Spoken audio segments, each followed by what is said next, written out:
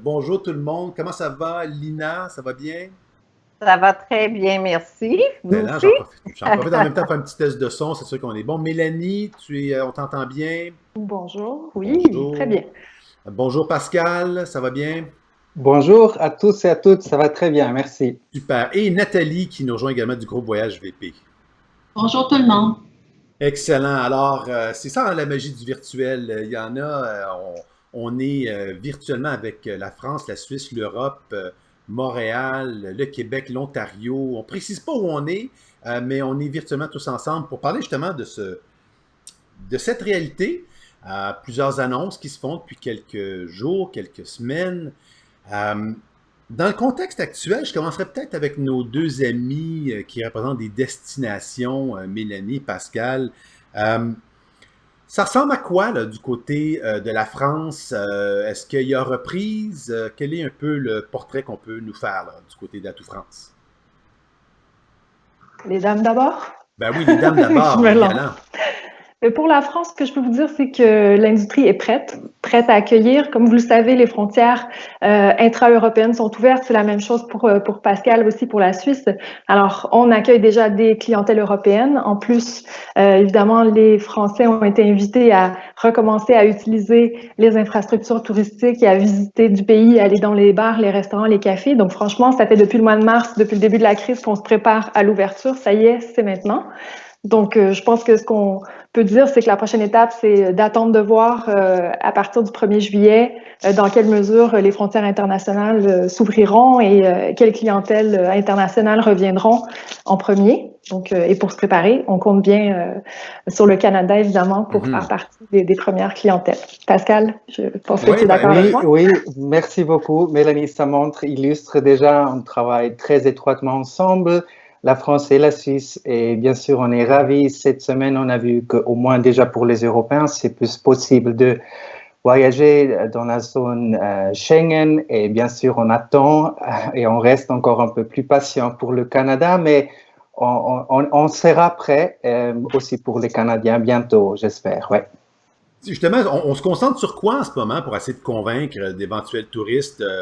Je veux dire, vous avez deux niveaux de langage. Peut-être quand vous parlez aux touristes européens, forcément, vous avez une certaine approche. Mais pour le touriste québécois ou canadien, là, est-ce qu'on a le même discours? Je m'adresse encore à vous deux là, pour cette question-ci. Là. Peut-être Pascal, je vous laisse débuter pour la réponse. Merci beaucoup. Ouais, alors je vais vous faire une confidence. D'abord, je réside à Toronto et je peux vous dire déjà le Québec me manque. Donc, merci beaucoup de cette invitation. Je pense beaucoup à vous. À mon avis, actuellement, la confidence, c'est la clé. C'est vraiment créer cette Mhm. euh, confiance, pardon, pour les voyageurs. Et la Suisse a la réputation d'être propre et sûre. Et je pense que c'est vraiment un atout pour notre pays. Et là, il y a eu une étude récente d'une Deep Knowledge Group qui, en fait, a classé la Suisse en premier rang dans ce mode de la Covid. Donc, je pense que c'est aussi quelque chose de très important, évidemment, pour les Québécois et les Mhm. Canadiens, la propreté et la sûreté. Ouais.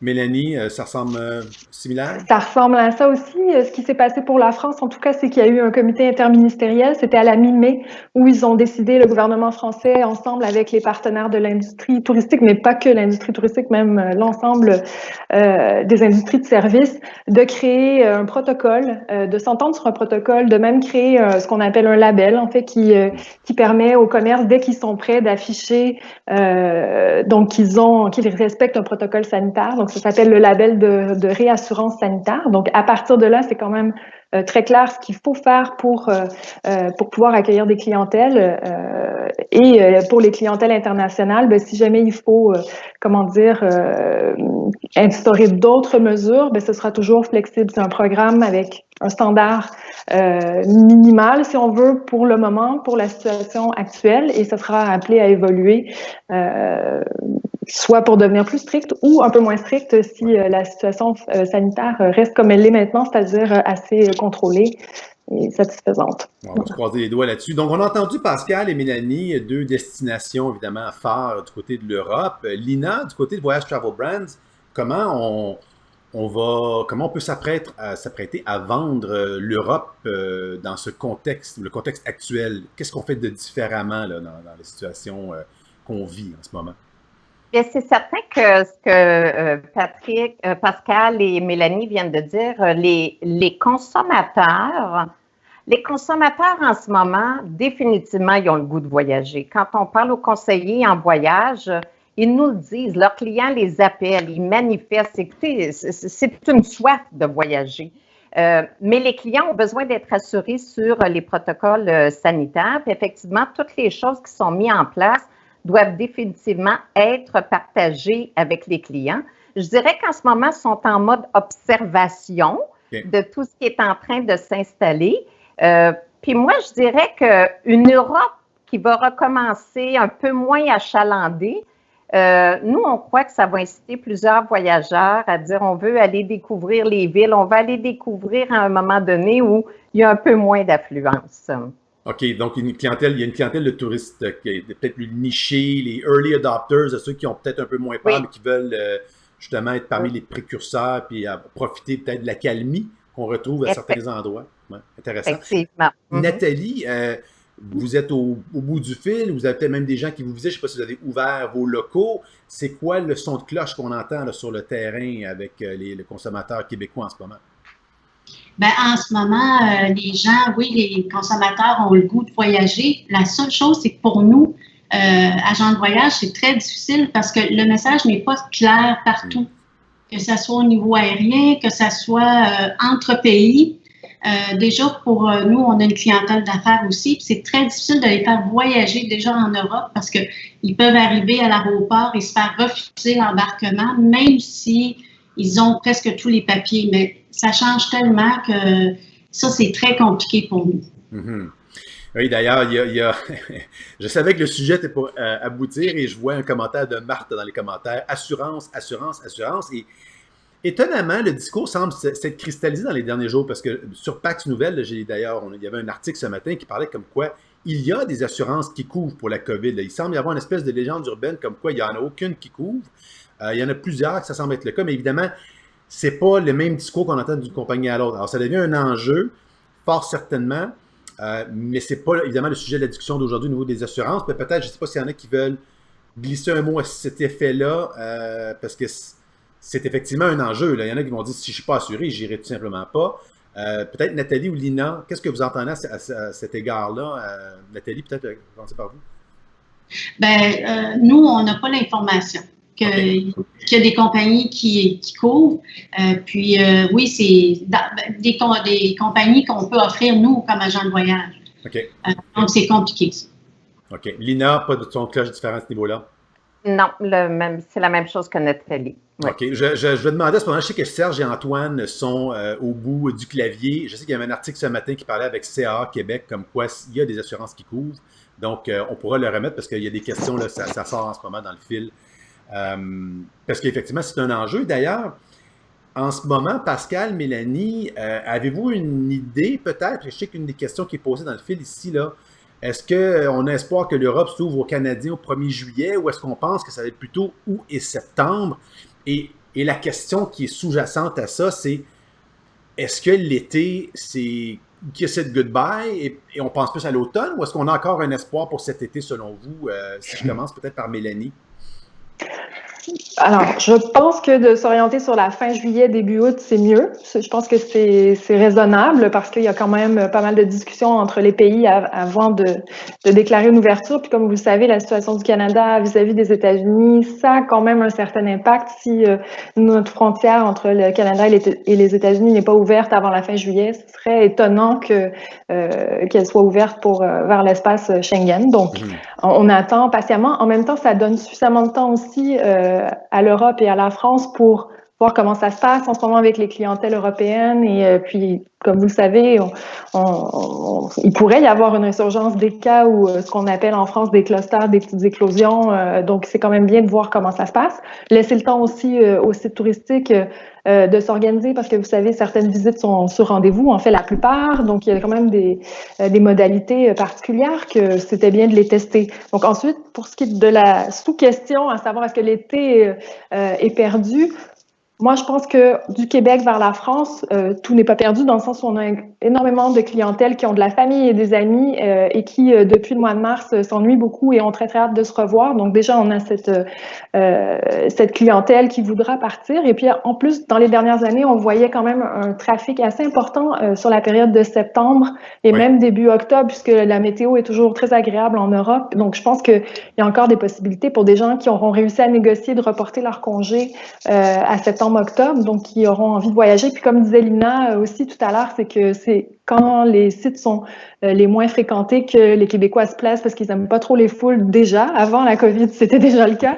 Donc je pense que ça tombe bien, il y a un certain espoir, mais ça ne sera jamais évidemment le nombre de clients qu'on connaissait par les étés passés. Bien sûr. Pascal, Oui, je partage l'opinion de Mélanie absolument. Et de nature, je suis un optimiste. Donc, je pense que c'est certainement très important de encore faire rêver les gens et les consommateurs. Et j'ai lu une citation, rester, c'est... je veux dire, rester, c'est bien, mais voyager, c'est vraiment vivre. Et c'est ça, je pense, on a marre d'écouter, si vous me permettez, cette remarque de la COVID.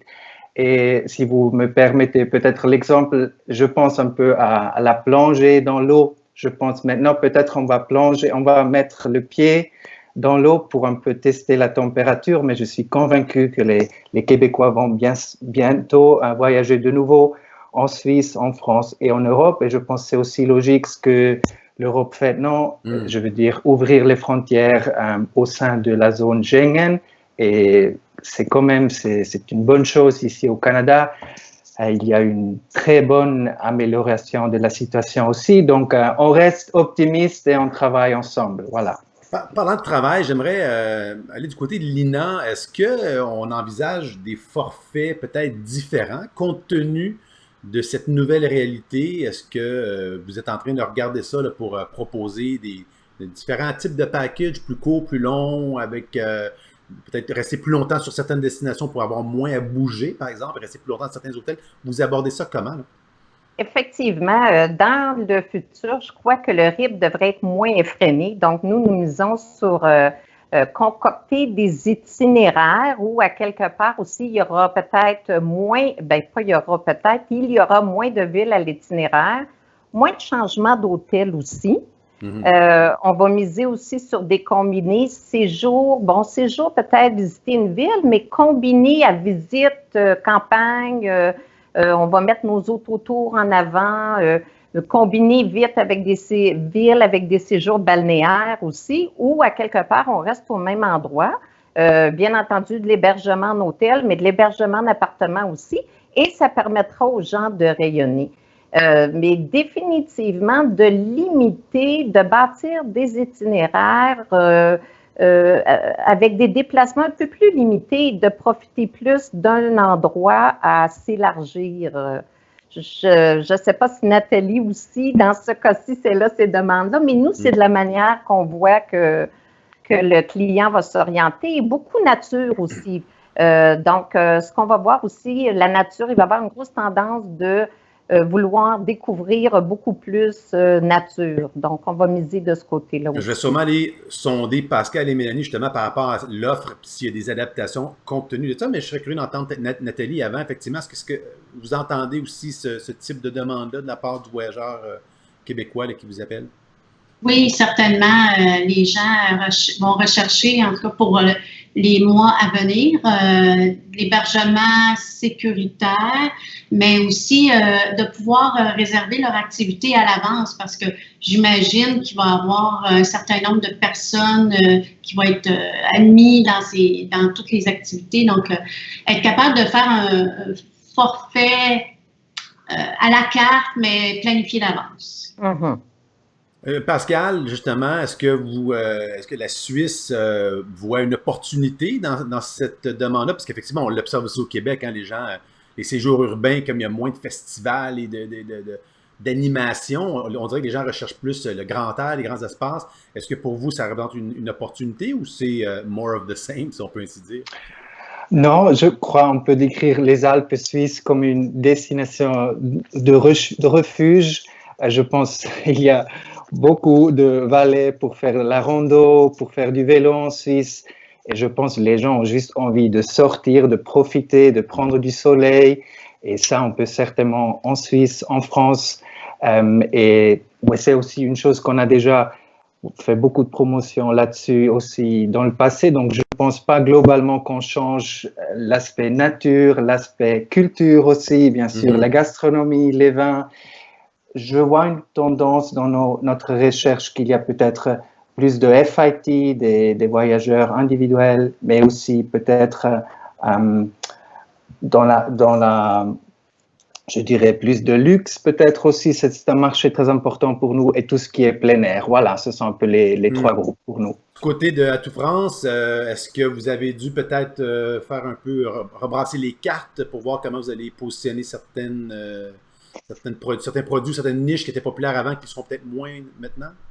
Je dirais que pour le moment, on n'a pas encore fait de changement. On n'a pas apporté de changement à notre manière de faire la promotion de la France, sinon que les outils qu'on utilise sont plutôt numériques en ce moment, puisqu'on peut pas vraiment créer de campagne de publicité dans d'autres formats. Mais on avait déjà une grande variété d'activités. On proposait à la fois la nature, le balnéaire, le culturel, le patrimonial, les grands événements. Donc, je dirais qu'à part les grands événements qui, malheureusement, sont pour la plupart reportés ou annulés, tout le reste tient toujours. Et ce qui est bien avec l'Europe, c'est qu'il y a des courtes distances, qu'il y a beaucoup de grands sites de patrimoine qui sont pas nécessairement dans les villes, mais qui valent vraiment le coup d'être vus. Donc, il y a des châteaux, etc., différents. Parfois, on peut même combiner les deux, la randonnée dans les sentiers cathares et la visite de châteaux et donc de monuments. Donc, je pense que là-dessus, on n'a pas à s'inquiéter. Et l'autre chose aussi qui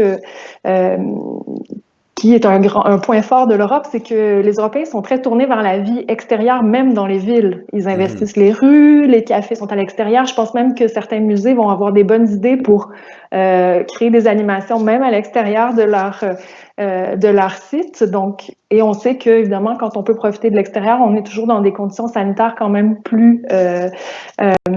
moins risquées. Donc, je pense que tout cet aspect joue beaucoup. Il y a des grandes pistes cyclables, des voies vertes pour ceux qui aiment le vélo. Tous les bords de fleuves et tout ont été aménagés pour qu'on puisse en profiter en Europe. Donc, je pense que tout ça fait que je ne crains pas que les gens veuillent faire que de la randonnée à partir du mois d'août. Je pense pas. Je pense qu'ils vont vouloir profiter des villes aussi. Ils vont peut-être choisir effectivement une seule ville à la fois plutôt que bouger trop, même si je pense que ils voudront pas ne pas aller voir Paris. Ils ont un peu l'habitude de passer quelques jours à Paris, puis ensuite choisir un autre endroit, ou pourquoi pas Paris et la Suisse, que j'espère. Donc, ce serait encore mieux. Ensuite, je pense aux produits comme la croisière fluviale, qui sont vraiment en train de travailler très fort pour avoir aussi le meilleur protocole possible. Je pense que dans un premier temps, ça peut être une option aussi, parce qu'on a une limite sur le nombre de passagers, toujours avec les mêmes personnes aussi, donc c'est plus facile de contrôler. Donc, moi, je vois du bon. Je pense que ce ne sera pas que du tourisme de nature et c'est pour ça aussi qu'on n'a pas décidé de cibler une seule activité et d'en faire la promotion tout de suite. On veut attendre que les frontières ouvrent, qu'on voit un peu ce que font les premiers clients et après, on ajustera. Au niveau de l'offre, donc, ce que j'entends, c'est que ça sera certainement au rendez-vous. La question qu'on se pose plutôt, c'est au niveau de la demande. Et je vais aller du côté de Lina, Nathalie, peut-être à ce niveau-ci, mais vous avez vu peut-être passer cette semaine le sondage CA Québec sur les intentions de voyage des Québécois. D'ailleurs, mardi, on avait un Facebook Live pour parler de tourisme local. C'est d'ailleurs beaucoup dans l'air du temps, autant sur l'Europe que dans le monde. Les gens vont voyager à proximité, c'est un peu logique. Mais dans ce contexte-là, est-ce que comment vous voyez ça, Nathalie, dans un contexte où, d'une part, il y a beaucoup moins de Québécois qui ont l'intention de voyager, parce que c'est sorti de manière assez claire avec ce sondage CAA. Et de deux, il y en a, ça a même été mentionné dans certains commentaires, la peur de l'avion, les assurances, il y a encore un gros point d'interrogation. Est-ce qu'on pense que tout ça, là, ça va avoir un impact sur la demande? Nathalie, je vais commencer par vous, parce que je vais voir Lina. Oui, à court terme, je pense que oui, c'est certain, mais avec tout le nombre de crédits qu'on a en banque, de crédits d'avion, je pense que ça va revenir. Les gens attendent beaucoup, soit un vaccin, un médicament, les assurances. Ils attendent aussi que le gouvernement nous autorise à sortir aussi du pays. Donc, tout ça mis en place va finir que les gens, comme me disait un client hier, qui était un fan fini de Paris. Donc, ces fans-là vont retourner en Europe, c'est certain. Ouais, en fait, la question, c'est ça. Est-ce que les gens vont attendre le vaccin ou parce que le vaccin peut être juste dans 2, 3 ans, ou est-ce qu'au contraire, ils vont attendre plutôt que des conditions minimales soient réunies? Ben, il n'y a personne qui a une boule de cristal autour de la table aujourd'hui, là, mais Lina, votre lecture de la situation en ce moment, là, compte tenu de ce qu'on voit là, avec le sondage CA Québec et ce qu'on entend sur le marché québécois en ce moment? Ben, écoutez, c'est certain, comme disait Nathalie, à court terme, oui, ça peut avoir son influence, bien entendu, mais il y a des gens là, pour qui le voyage, là, c'est l'essentiel. C'est aussi simple que ça fait partie de leur ADN et tout ça. Il y a des gens qui, puis déjà on l'entend, hein, beaucoup les gens disent, écoutez, il va falloir apprendre à vivre avec ça. C'est parce qu'on n'arrêtera pas de vivre. Donc, apprendre à vivre avec ça, mais bien entendu, tout en étant plus de précaution. Et quand on peut les rassurer que des mesures sont mises en place, que bien entendu, nous aussi, quand on vend les voyages, on s'assure, on les conscientise, puis on leur dit qu'ils devront respecter ça. Il y a beaucoup de gens qui disent, écoutez, si ça prend 3 ans, 4 ans, je n'attendrai pas 3 ans, 4 ans pour voyager, mais je vais prendre les précautions qu'il faut. Et quand on regarde dans un court terme, bien, regarde, on parle court terme, l'automne. Vous savez, les gens, là, ce qu'on appelle, nous, nos snowbirds européens, nous, on fait beaucoup de longs séjours en Europe. Et nos longs séjours en Europe, honnêtement, on a lancé nos longs séjours pas plus tard qu'hier. On a déjà de la demande pour l'automne et pour le printemps prochain. Donc, on a la demande. Est-ce que le client réserve tout de suite? Non, il demande. Donc, nous, on laisse savoir qu'on est là, on le propose et les clients regardent aller tout ça. Mélanie l'a bien dit au début. Ça laisse le temps que les choses s'adaptent. Les gens regardent comment le tout va et il va y avoir certains clients au rendez-vous. Et à l'hiver, ben notre hiver québécois, c'est une réalité. Hein? Donc, à un moment donné, la chaleur, elle va manquer. Non, puis de toute façon, je pense que si vous l'avez mentionné, Pascal parlait de la confiance qu'on doit réinstaller, puis Mélanie parlait d'un label ou d'un sceau. On le voit, là, les lignes aériennes, les destinations, les hôtels, tout le monde arrive avec leur espèce de label ou de dire, regarde, on est COVID-free ou on est... parce que c'est ça, il faut réassurer le client d'aujourd'hui. Il y a une question qui a été posée ici par Marthe pour Pascal ou Mélanie, là, le premier qui se sent à l'aise d'y répondre, mais dans vos destinations, à votre connaissance, est-ce que les clients devront réserver leur entrée à un musée ou un château, par exemple, afin d'éviter trop de visiteurs? Je sais qu'on a vu des articles, des cas. Peut-être que je peux aller du côté de Mélanie et voir si Pascal voudrait ajouter quelque chose. Mélanie, à votre connaissance à ce niveau-là? Pour le moment, je dirais que oui. Il y a tellement de sites à visiter que peut-être certains pourront faire sans le système de réservation, mais je dirais que pour le moment, pour cet été, oui. Oui, le Mont-Saint-Michel, hein, je pense, a mis en place des mécanismes cette semaine pour justement contingenter. Je pense qu'il faut comprendre aussi qu'à la fois pour les gens qui travaillent dans ces sites touristiques, pour pas qu'ils se retrouvent entourés de foule et que pour leur sécurité, ce soit aussi difficile à gérer. Je pense également que c'est une bonne chose parce que la qualité de la visite aussi s'en trouve améliorée. En quelque sorte, on a tous déjà été dans un musée où il y avait trop de gens, puis on s'est dit finalement, j'ai pas eu autant de plaisir durant ma visite, donc voilà, puis ensuite, on sait bien que dans la société, dans les gens qui seront appelés à voyager, il y a des gens qui ont peut-être des maladies chroniques, des choses qu'on ne connaît pas, des raisons de craindre un peu plus. Et donc, je trouve que c'est assez juste d'avoir un moyen de contrôle qui permet de rassurer tout le monde. Donc, dans un premier temps, c'est comme ça. Puis, je pense qu'avec les technologies et l'innovation, les outils qu'on a à disposition, on sera en mesure de faire ces réservations-là rapidement. Si on recule de 5 ans en arrière, on ne faisait pas de réservation par Internet pour les restaurants et puis maintenant, tout le monde le fait. Donc, c'est pas très grave. Puis, une petite chose que j'aimerais ajouter, c'est que je pense aussi que nos clientèles, les Québécois en particulier, on va se sentir plus confortable à l'idée de voyager lorsqu'on aura pu retourner au restaurant nous-mêmes, aller dans un musée ici. Parce que c'est vrai que là, on est un peu comme si c'était un baptême, qu'à nouveau, on allait recommencer à utiliser des cafés, des bars, des restaurants, puis on ne sait pas trop comment se comporter, mais dès qu'on l'aura fait un petit peu... Et j'aurai justement une question là-dessus dans quelques instants, mais je voudrais juste entendre peut-être Pascal, à savoir, est-ce que de votre côté, au niveau de la Suisse, est-ce qu'il y a aussi des mécanismes à votre connaissance qui ont déjà été, qui ont débuté à ce niveau-là pour contrôler les accès? Oui, et là, c'est aussi peut-être où je vois la grande opportunité. Peut-être c'est aussi intéressant pour tout le monde. Quel est le tourisme de demain? Et je pense il y a vraiment une grande opportunité pour nous tous et toutes de peut-être découvrir davantage des trésors cachés, parce que c'est vraiment, il y a tellement de beauté en Suisse, en France, partout en Europe, et peut-être on découvre l'envie et le besoin d'aller dans d'autres régions moins connues. Et je pense que ça donne aussi une opportunité peut-être de donner de l'emploi à des gens qui peut-être ne travaillent pas encore dans notre industrie.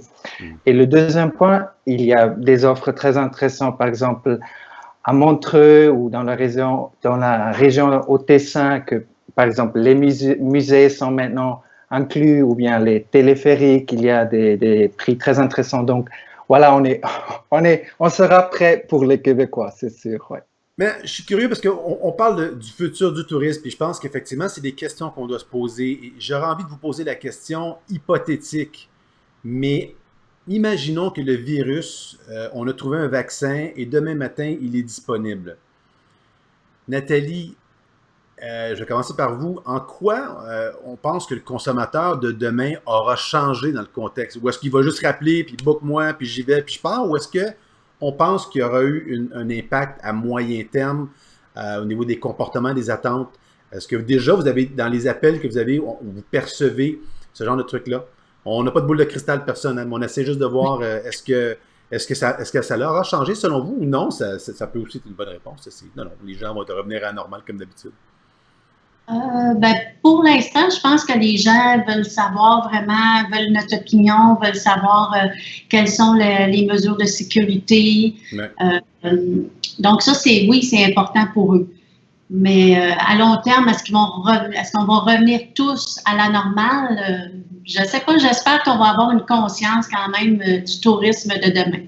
On va se le souhaiter parce qu'on met en place des mécanismes justement de contrôle d'accès. Ben, tiens, peut-être que ça pourrait être une solution on sait que c'est un enjeu, surtout sur l'Europe. Là, on parlait de surtourisme de certaines destinations en particulier. On ne les nommera pas, mais tout le monde, on sait auxquelles on fait référence souvent. Mais on se dit, peut-être que c'est une solution. Lina, est-ce que vous pensez que il y a des comportements qui sont appelés à changer à long terme dans le contexte actuel ou, selon vous, là, dès qu'on rouvre les frontières, dès qu'on dit plus de quarantaine, les assurances, ça va bien, est-ce que ça va être comme avant ou il y aura certains comportements qui auront peut-être évolué ou changé?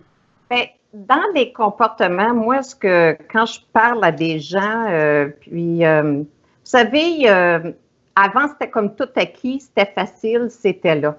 Avec ce qui est arrivé, les gens, ça les a conscientisés que tout peut changer tellement rapidement. Et souvent, quand on parle aux gens, ils revivent actuellement leur voyage passé dans leur tête. Et ils se rappellent les beaux souvenirs, mais ils se rappellent aussi qu'à certains endroits, ils ont passé peut-être un peu trop vite. Et ils se sont dit, je vais revenir. Là, aujourd'hui, quand on va visiter, je pense qu'on va prendre plus le temps d'apprécier, de faire une immersion et de le vivre beaucoup plus intensément au lieu d'y aller à la vitesse grand V. Bien souvent, je pense qu'on va être plus conscientisé à ça. Mais les gens ont encore leur bucket list, ils veulent voyager, mais peut-être que là, ils vont plus choisir et le vivre plus intensément quand ils vont être à destination. Je vais être curieux d'entendre votre son de cloche par rapport à ça, autant Pascal que Mélanie, mais avant, je viens de voir passer une question de Anne Pélois, que je salue au passage, qui est quand même une bonne question, donc je me dis, tiens, en fait, il y en a plusieurs, mais celle-là, je vais la souligner tout de suite. Il semble-t-il qu'il y aurait des gens qui craignent que les frontières, maintenant que la frontière Canada-Europe, c'est pas encore ouvert, donc les Européens vont réserver en quantité les hôtels, que quand les frontières vont ouvrir en Canada-Europe, peut-être qu'il y aura plus d'inventaire ou il restera moins de disponibilité. Est-ce que c'est une réalité? Donc, je vous pose cette question-là, peut-être du côté de Pascal et Mélanie, avec également la question précédente qui était, est-ce que nos comportements vont avoir changé dans le contexte? Je peux commencer par Pascal. Alors, bonjour Anne, plaisir. Merci beaucoup pour la question très pertinente. Non, je peux vous assurer qu'il y a certainement encore assez d'espace en Suisse, dans les montagnes, mais aussi les hôtels, les restaurants, et les Suisses sont ravis de vous accueillir de nouveau en Suisse. Voilà. Bon, Ça a le mérite d'être clair. Mélanie? Et oui, merci Anne pour l'excellente question. Et c'est la même chose pour la France pour l'instant. Il y a de la disponibilité, il n'y a pas d'inquiétude à avoir à ce niveau-là. Et surtout, il y a une quantité phénoménale de sites à voir. Donc, si jamais il y en avait un qui n'était pas disponible, honnêtement, il y en aura des dizaines d'autres à découvrir. Comme l'a dit Pascal plus tôt aussi, c'est le moment d'aller chercher aussi des petits trésors cachés ou des endroits qu'on n'avait pas encore visités. Donc, on a tout ce qu'il faut comme information pour planifier des itinéraires complètement originaux pour la clientèle québécoise. Il y avait une question également de Michel Brun. Les circuits de groupe en autocar, en quoi l'offre et le nombre de passagers sont appelés à changer? Peut-être Lina, tu pourrais nous dire? Sinon, je pourrais voir quelques mails, Lina. Mais en fait, actuellement, dans les autocars, la distanciation existe aussi. Donc, les autocars vont circuler à moitié de leur capacité. Donc, ça, c'est en place aussi dans les mesures actuellement. OK. Ça fait déjà 32 minutes. Hein? Je vous l'avais dit que ça irait vite. Je suis curieux parce que quand j'ai posé la question à Nathalie et à Lina par rapport à est-ce que le consommateur de demain aura changé, j'ai pas eu votre son de cloche, Pascal et Mélanie. Vous m'avez répondu par rapport à la question d'Anne, mais j'aimerais quand même ça avoir votre opinion parce que vous êtes au niveau de la destination, peut-être que vous voyez des comportements entre Européens qui sont peut-être différents de ce qu'on voit, de ce qui se dit au Québec. Alors, Mélanie, ça dit quoi de votre côté? Alors, je pense certainement que c'est un tournant pour tout le monde parce que un peu comme après le 11 septembre 2001, la sécurité est devenue une question importante dès qu'on met le pied à l'aéroport. Mais là, maintenant, c'est des mesures sanitaires qui sont devenues importantes. Donc, je pense que pour la majorité des gens, on va pas pouvoir revenir en arrière. C'est-à-dire que dans le choix d'une destination, il y aura toujours est-ce que je vais dans un pays, dans une destination qui a des bons soins de santé, qui est en mesure de m'aider si jamais j'étais malade? Est-ce que sur place, il y a un vrai protocole et puis une réactivité du gouvernement? Donc ça, je pense que c'est pour, en général, toutes les clientèles. Après, comme d'habitude, il y a toujours des gens qui aiment le risque ou enfin qui ont cette candeur. Ces gens-là existeront toujours. Ils auront envie de prendre un petit peu plus de risques. Ils vont gérer à ce moment-là leur choix de destination, un peu comme on se fait vacciner pour aller dans certaines destinations où il y a des maladies endémiques. Bon, donc je vois cette première réalité. Après, je pense quand même que les gens on pense plus aux autres, c'est-à-dire qu'ils maintenant ils réalisent que dans une industrie de service, il y a les gens qui nous servent aussi dans les hôtels, dans les sites touristiques. Ces gens-là, il faut les protéger aussi. Donc, ça va dans les deux sens. Eux nous protègent, nous, on veut les protéger aussi. Et ça, je pense pas qu'on puisse revenir en arrière. On a cette conscience qu'on a tous un rôle à jouer. Donc, le port du masque, c'est un très bon exemple. On voit quand même qu'au Québec, ça n'a pas été si difficilement accepté. C'est pas parfait, mais on sent qu'il y a une volonté quand même de faire attention aux autres. Donc, moi, ça, c'est mon espoir. Je pense qu'avant avant l'empreinte carbone ou des choses comme ça, il y aura déjà cette conscience de l'autre et de leur sécurité. Oui, non, il y a des comportements certainement qui auront changé en l'espace de quelques mois. C'est quand même assez impressionnant. Pascal, votre opinion sur la chose? Oui, c'est là où je vois aussi la grande opportunité. Je suis convaincu le tourisme de demain, ça doit être un tourisme plus responsable. Je pense qu'on a eu assez de temps maintenant de cuisiner, d'écouter la radio, de lire des bouquins, mais aussi un peu de réfléchir et juste penser à notre très belle planète. Et c'est quelque chose qu'on prend très sérieusement aussi chez nous, Suisse Tourisme, et ça sera un de nos sujets aussi pour la campagne l'année dernière, certainement. Ouais, non, c'est sûr que des images de pain fait maison sur Facebook, là, je pense qu'on en a eu pour notre argent, mais je pense on a hâte de voir des photos de gens justement en Suisse, en France, en Europe, en voyage. Le mot de la fin, je vais faire le tour en commençant par Nathalie. On envisage les prochaines semaines, les prochains mois du côté de ton voyage VP? Bon, on espère que tout va revenir un peu à la normale, si je peux dire. Et puis, surtout au niveau de l'Europe, ce qu'on s'attend, c'est d'avoir un message clair de tous les intervenants.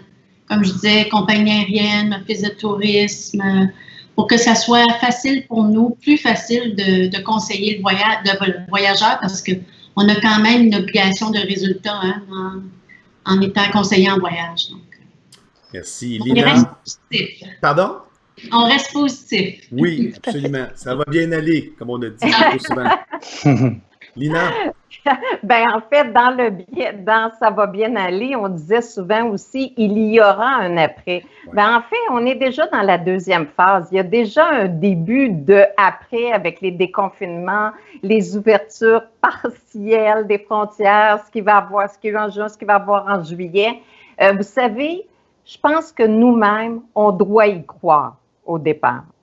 Donc, de là, on doit y croire, on doit commencer à prendre des actions. Puis, effectivement, comme Nathalie disait, on a tout un devoir de bien s'informer. On a tous un devoir de partager tout ce qui existe, de clarifier tout ce qui est là présent pour être en mesure de livrer à nos clients pour, à quelque part, les sécuriser dans le processus. Mais on doit y croire. On doit y croire, absolument. Pascal, mot de la fin, l'espoir, ou qu'est-ce que du côté de la Suisse, comment on voit les choses pour les prochaines semaines, les prochains mois?